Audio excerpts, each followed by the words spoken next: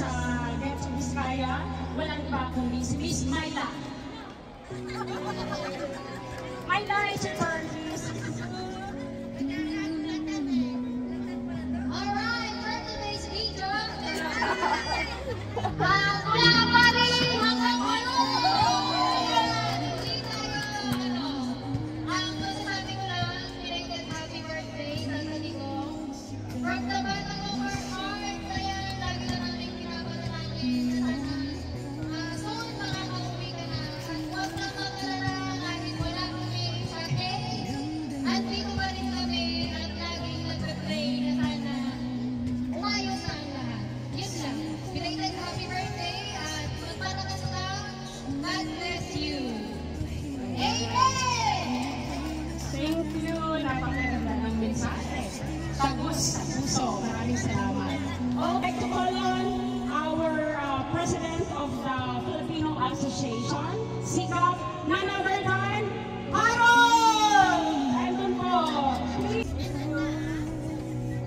Hello. Bring him home! Bring him home! Duterte! Duterte! Maraming salamat. Yan yung pinapakita mga Pinoy dito sa Espanya, dito sa Getxo. Ang suporta natin kay Tatay Digong. Okay? Yung mga Pilipino dyan, ano mayroon tayong freedom of expression, freedom of speech. Kaya, panatag tayong magbigay ng ating saloobin. Kanya-kanyang sa sistema. Kaya, dito tayo natin. This is a peaceful rally. Peaceful, ibig sabihin, peaceful rally. Tahimik na walang pahayag, walang dito tayo para kay Tatay Digong. Maraming salamat.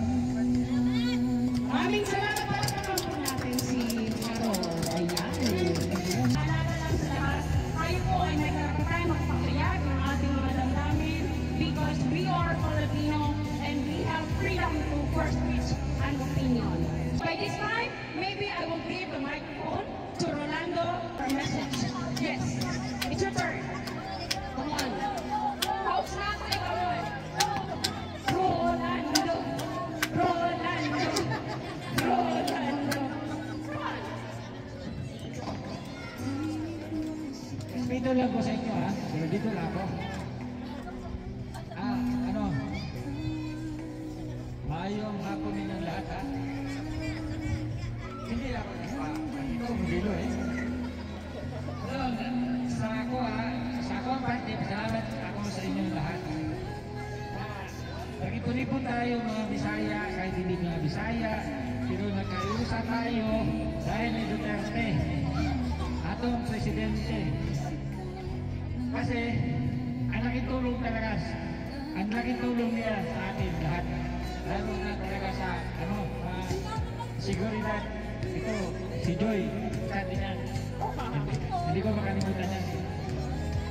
Tapos, ito, kahit taunti lang tayo, kahit maliit lang tayo, pero ako kayo may katabang na to. Na-disseminate natin yung informasyon, nakita natin sa... Ay, sorry. Malaking tulong to sa atin. Kahit nagsabi yung mga ibang tribo, mga Pilipino, maliit lang tayo. Pero malaking tulong to sa atin.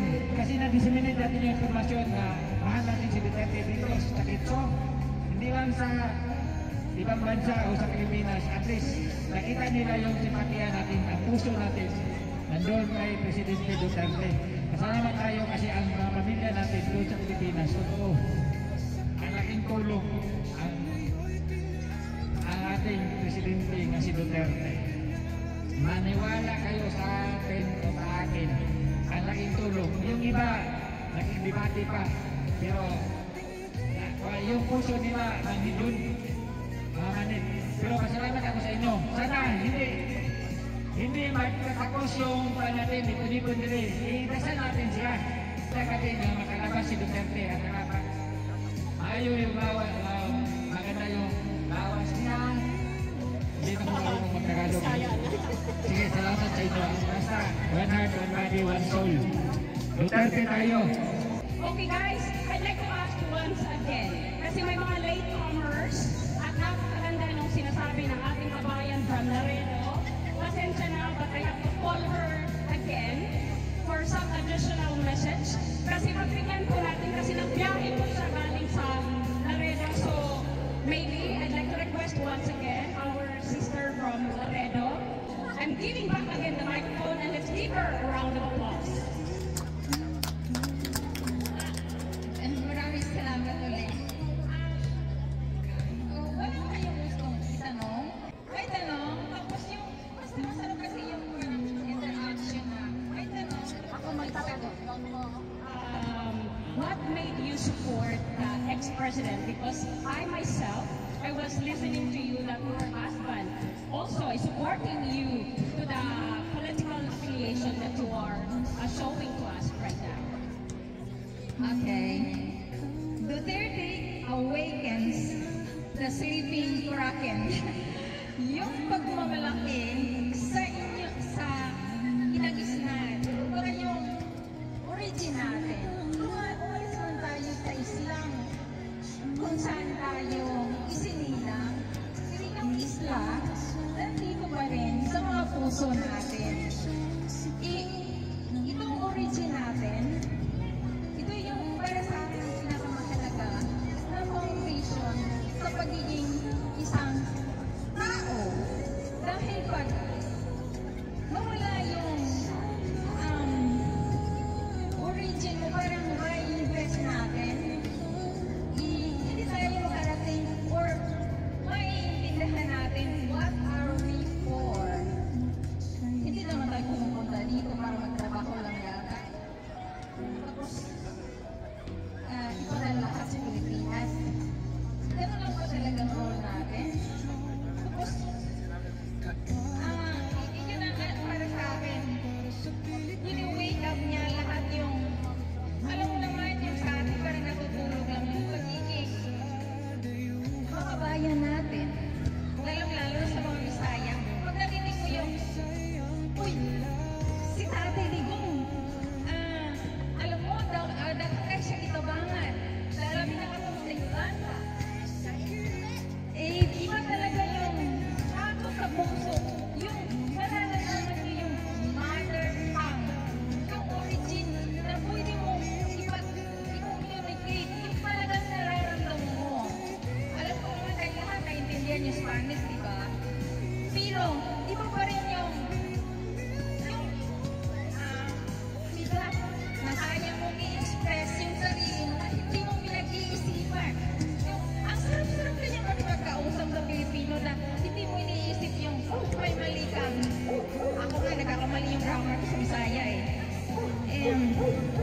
Pero sa Spanish kasi, nagiging yung feminine at masculine. Minsan parang, oops, naintindihan kaya ako? Or parang, lumilitan din mo sa sarili mo.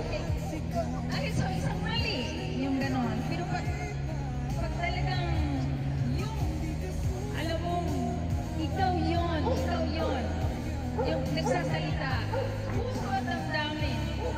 Ang sarap-sarap ko yung mag-explain at saka yung naipapos mo yung talagang nararamdaman mo. So yun sa pinaka-dami, nagiging dahilan kung bakit supportive ako kay Duterte at yung pagiging maharlikan blood niya. Yung para talaga siya sa mga Pilipino. Yung totoong public servant. Yung totoong nag-i-execute ng batas. Yes. Yung wala siyang pakialam kung kasi minsan alam mo pag mayak ka ang ganda ng dating mo, lahat ng tao parang irerespeto ka kaagad. Kumbaga, ang value mo ay ayon sa value ng OOTD mo. Parang ganon. Pero sa kanya, hindi. Lahat mula sa bata hanggang sa matanda. Ang treatment niya is yung kaluluwa ng bawat isa. Yan ang pinaka-importante. Yung value of everyone. Kaya, sa dami-daming gusto kong explain na the way. Kasi parang dahil nasa sacrifices natin, parang hindi naman tayo pwedeng mamuhay sa dalawang culture, di ba? Kasi the way, nagiging Pilipino, nagiging Spanish, hindi dito naman tayo nakatira. Kailangan din natin mag-survive dito. Kaya minsan para natutulog na yung pagiging Pilipino natin. Nagising niya eh. Yun ang pinaka-importante sa akin, no? Na magising ka po. Mamahalagahan mo ang pagiging ikaw. Ilang ikaw talaga.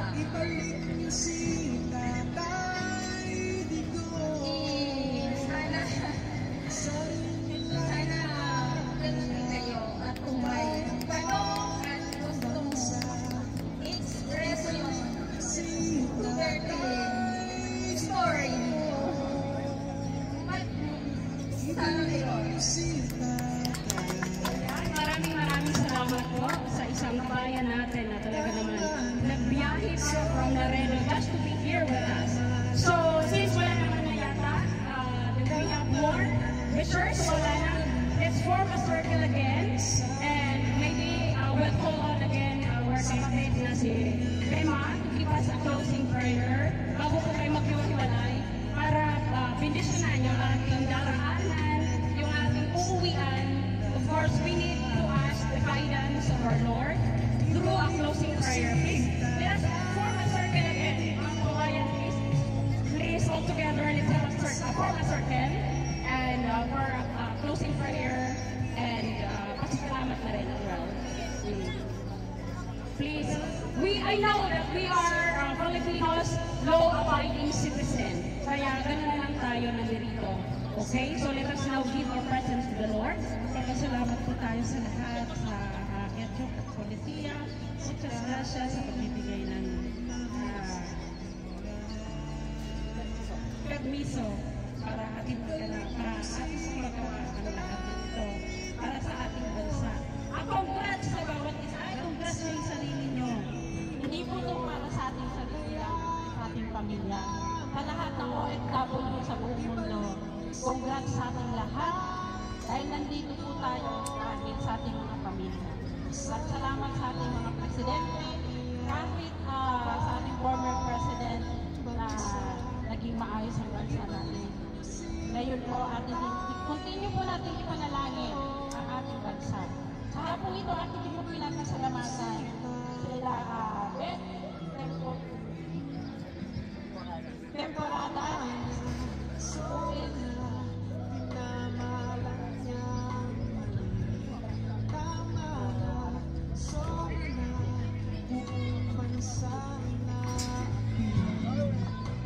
sound check. Hello. Beth, temporada for asking the permit. Maraming salamat sa iyo, Mary Joy Balbuena, sa t-shirt in charge. Thank you, Sister Joy. Jonalyn Gonzalez, company co-organizer, si Father Richard po, sorry po, hindi po siya nakarating.